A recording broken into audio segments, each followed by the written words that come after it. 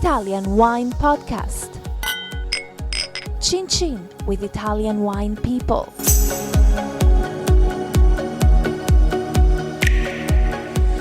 Welcome to this episode of the Italian Wine Podcast. My name is Monty Waldin, and with me today is Julien Boulard, who is a wine educator based in Nanning in Guangxi province in the far south of China. The first question has got to be, how did you end up there? Good question. Hello, everybody. I was studying Chinese at university in France, and so I went to China in 2003 to improve my Chinese.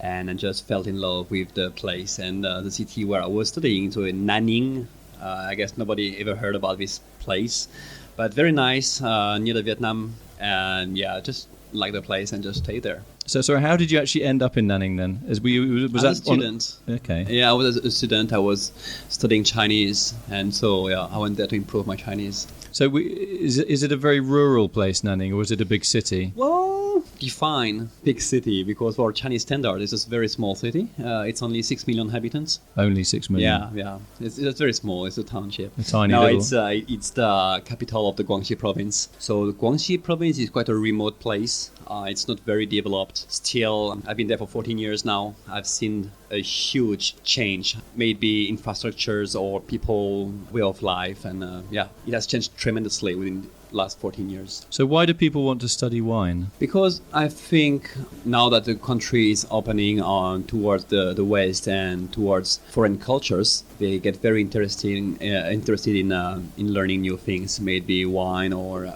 jewelry or coffee. People are getting better incomes now. They're getting better standards of living. And so life, I think, is part of it. And so we just want to drink well and eat well. But your students, is wine just wine, or is it important that a French wine or an Italian wine? How does the Italian wine fit into your teaching? So I mainly teach the WSET. It's an English course. The Wine and Spirit Education Trust? Yeah. So it includes a part of Italian wines, French wines, Chilean wines, wines from everywhere. But there's not a real focus on Italian wines. But this is what I'd like to develop in the future. Why? Because I think that there is a big market for Italian wines in China. Everybody is speaking about French wine there. There's a lot of Australian and Chilean wines in China too, but Italian wines they're having a hard time on the market. Everybody know about Barolo, about Barbaresco, about all the Chianti and the Super Toscans, but we have so much more to say about Italian wines than these regions, right? So you're saying about the lesser grape varieties and the lesser regions. Which particular lesser regions in Italy are you a big fan of? I quite like Sicily. She's the one from Vietnam. I'm a big fan of Nero Mascalese, personally. But there's so much more. I mean, I've just discovered the ones from the Schiava days, some ones from Friuli, which were very incredible wines. And so I'm from Sardinia. There's a very wide choices, a lot of choices in Italy you can choose from. And yeah. Does your teaching include, obviously in Italy, matching food and wine sort of comes naturally? Not so much, actually. That's a good point, because I think that it is a mistake to try to promote wine this way in China, because we don't eat the same way we eat. So, for instance, in France or in Italy, we eat one dish after the other, right? But in China, you've got 10 dishes on the table at the same time. So you cannot say, okay, you can have a white wine to pair your fish and a red wine to pair your meat, right? Because you've got meat and cheese and maybe not cheese, tofu, steamed cheese, barbecue, and everything at the same time. So I think I try to promote another way of pairing wine. It's pairing wine with your feeling. That must be quite tough, because you're from Alsace, right? Yeah. Which is like the gastronomic heart. It's got more Michelin star restaurants than any other region in France, yeah? Do you, when you see that sort of chaos on the Chinese dining table and you're having to try and pin wines to dishes, is that frustrating for you, or do you see that as a challenge? Not at all. I don't think it's frustrating. I think people are thinking too much about food and wine pairing. I just think that wine has to be drunk, and whatever you're eating with, okay, maybe you need to sometimes avoid some big clashes. But still, I think that most wines can pair with most food. Yeah, we're here, so we're on the same page. Yeah. So when I see wine associations, especially from France actually, trying to promote their wine regions via wine and food pairing in China, I think it's a big mistake, because nobody will eat like in a Western kind of restaurant,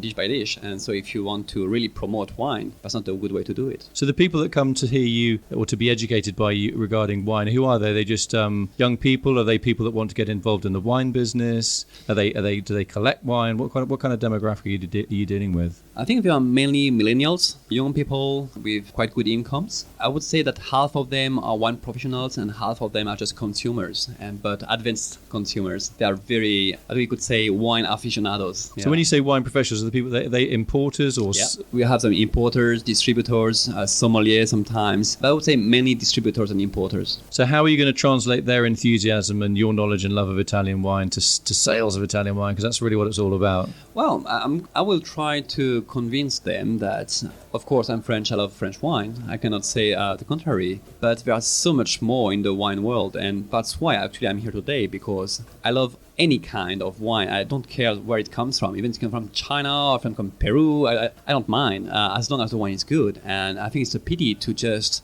miss the opportunities that Italy can bring to people. Right? There's so much things to drink and eat in Italy. Right, well, you'll never be able to go back to France. You'll be stuck in Guangxi province for the rest of your life, thanks to your love of Italian wine. It's been a real pleasure to meet you, Julien. I hope to see you in China, where you live. Sounds like an absolute paradise, and You're welcome. Hope to come to one of these chaotic dinners with you. Be my guest. Thanks for coming in. Thank you. Cheers. Follow Italian Wine Podcast on Facebook and Instagram.